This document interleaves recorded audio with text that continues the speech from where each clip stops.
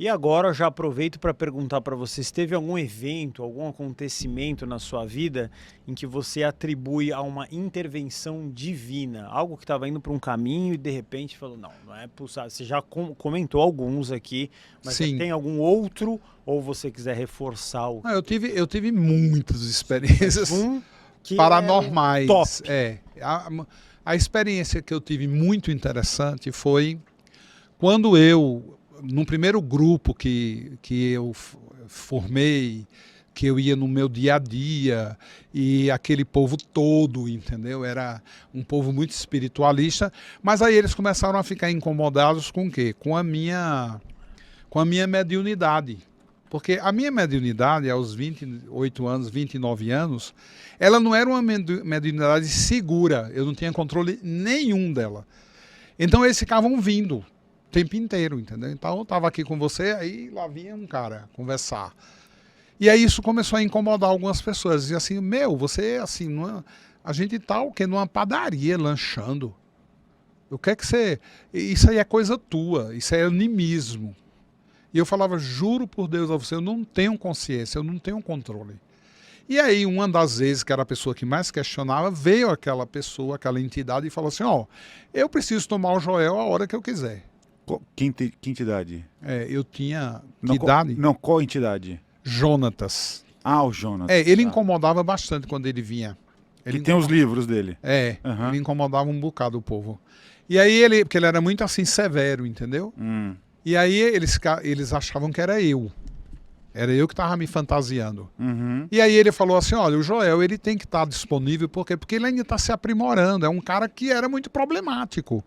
E outra coisa, o Joel bebia muito, o Joel se drogava, o Joel era uma pessoa totalmente intoxicada. Então os canais dele são muito abertos. Então a gente tem que ficar o tempo inteiro com ele, protegendo ele, para não vir forças mais densas, pesadas, tomar conta da cabeça desse cara. Então é por isso que a gente vem. Quando ele estiver controlando melhor, aí sim, ele vai ficar num ambiente, né, assim, mais confortável. Esse aí que você está cobrando, que ele está perdendo a identidade, que isso aí é coisa da cabeça dele. Não é. Isso é real.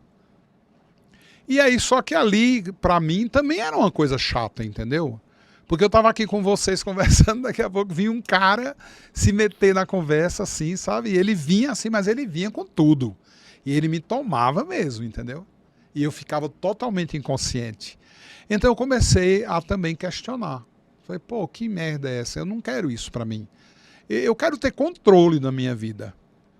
É a ilusão, né? Aqui a gente controla alguma coisa, isso é uma ilusão, né? Eu quero controlar a minha vida. Capricórnio e Touro eu sou, então, nossa, eu sou muito controlador.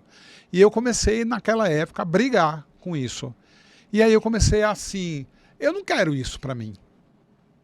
E aí, quando foi um dia, apareceu um cara lá do nada, e ele falou, eu soube que você vê aura, você desenha minha aura. Eu disse, não, você marcar uma consulta, né, eu faço esse desenho. Aí ele marcou, e aí ele estava encantado comigo. Ele falou, eu queria que você participasse de um projeto, e eu estava assim, na fase pior, entendeu? Porque eu falei, não, eu quero também, eu quero lá, sei lá, fumar, eu quero beber, eu quero viver. Não quero controle em cima de mim, entendeu? Porque assim eu estou causando um problema com meus amigos. E aí o cara falou assim, o cara falando e eu pensando nisso, né? Aí eu falei, não, eu queria que você fosse no nosso centro, a gente tem um trabalho muito legal lá com crianças que vão ser deslocadas, eles são adotados, eles vão ser deslocados lá para tal lugar no Brasil. Aí eu falei, eu vou. E tinha acontecido uma coincidência muito interessante. Eu fui no Imbu e comprei uma plaquinha de madeira escrito assim, Lá Feliz. Porque era como eu estava me sentindo, um Lá Feliz. Aquela minha sala, aquela minha estrebaria, eu coloquei a plaquinha chamada Lá Feliz. E o nome do centro do cara era Lá Feliz. Aí eu falei, não, eu vou ter que ir, né? Tem alguma coisa aí. E eu fui. Só que no dia que eu cheguei lá, teve uma reunião e eles estavam numa confusão. Porque o cara, que era o cara que organizava o centro, ele tinha adotado lá um monte de criança. E aí a lei não permitiu, o Ministério Público do Ensino falou, não, você já tem 25 filhos adotados. É impossível isso, não dá. Então vai ter que dividir aí esses filhos com outros casais que fazem parte do centro espírita, né? E aí tava uma confusão, porque o cara, ele não queria deixar as crianças irem para esse lugar no Brasil, lá no próximo de Brasília. E aí tava uma confusão lá, eu fiquei meio assim olhando, né, dizendo, nossa, por que ele está com essa confusão, não sei o quê. Aí quando foi na outra semana, eles me convidaram para fazer lá um evento, uma palestra, contar a minha experiência, eu fui. Tava lá o pessoal do centro, eu cheguei, né, aquele povo todo ainda meio assim, né.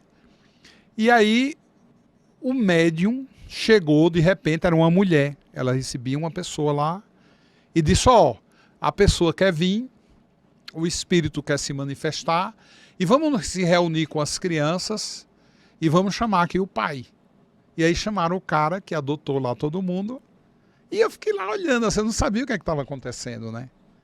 E aí o espírito veio e eu fiquei com medo, por quê? Porque ele arregalava muito assim o olho, sabe? Ele arregava e ficava estufado o olho do cara, assim, do médium, quando ela estava incorporada. E aí eu olhava e ele olhava para mim assim, eu fiquei meio sem entender porque aquele cara ficava olhando o tempo inteiro para mim, né?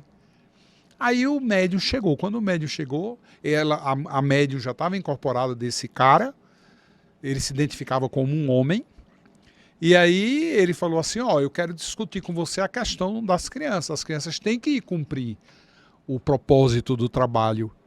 E elas só podem ir se você autorizar, porque você é o pai de 25. Eram 49 crianças, 49 casais. Eram 49, eles tinham a mesma idade, eles tinham 7 anos, todos. E o propósito do trabalho era levar, deslocar essas crianças para um grande trabalho que ia ter no centro do Brasil.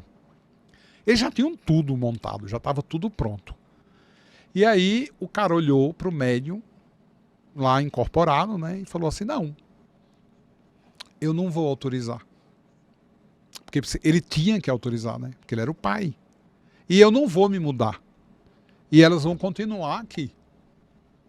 No nosso centro, que era lá um centro que tinha... Inclusive, eles moravam lá. Era um orfanato, né? E aí o espírito olhou para ele, aí o espírito foi e olhou para mim. Aí ficou assim, me encarando, sabe? Falei, nossa, por que esse cara tá me encarando, né? Aí eu fiquei meio estranho, assim, foi virando minha cabeça... E ele olhou para o médium e falou assim, eu não vou levar. O médium olhou para ele e disse, o que é que você me diz? Eu disse, eu não quero fazer parte desse trabalho. Aí o espírito lá que estava no médium falou assim, mas você tem que fazer, porque essa é a sua missão. E você não pode fugir da sua missão, porque você tem um compromisso. Esse compromisso foi firmado antes de você nascer. Então não é uma questão assim de você querer ou não. Aí ele estava falando comigo, né?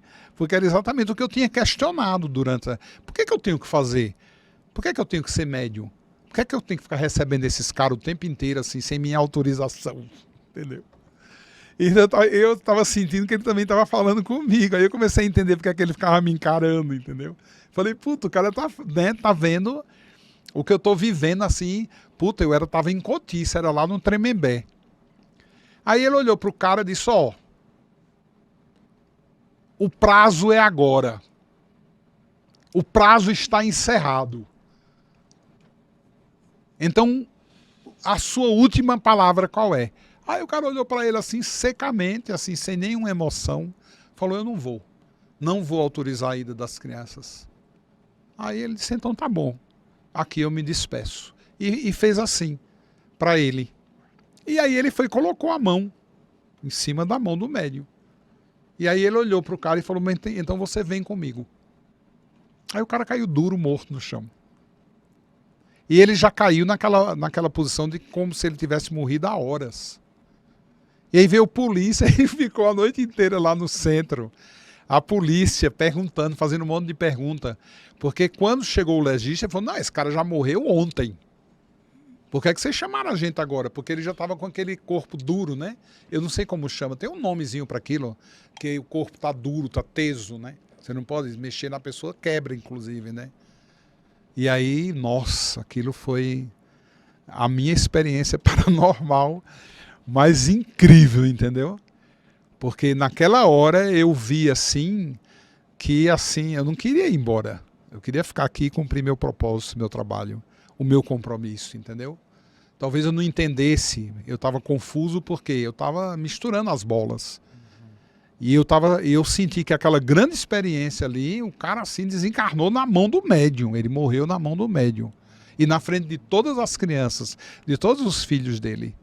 O cara levou ele assim, falou, então você vem comigo, já que não, né? O trabalho não vai acontecer, ele se encerra aqui. Então eu falei, eu não quero morrer, eu não quero ir com vocês, eu quero ficar. Eu quero cumprir aquilo que eu assinei, esse contrato. Não tenho consciência dele, mas eu quero cumprir. E aí a consciência do trabalho veio ao longo do tempo. Hoje eu tenho muita consciência do que é que eu vim fazer aqui. Hoje eu tenho muita convicção, eu sou um cara convicto.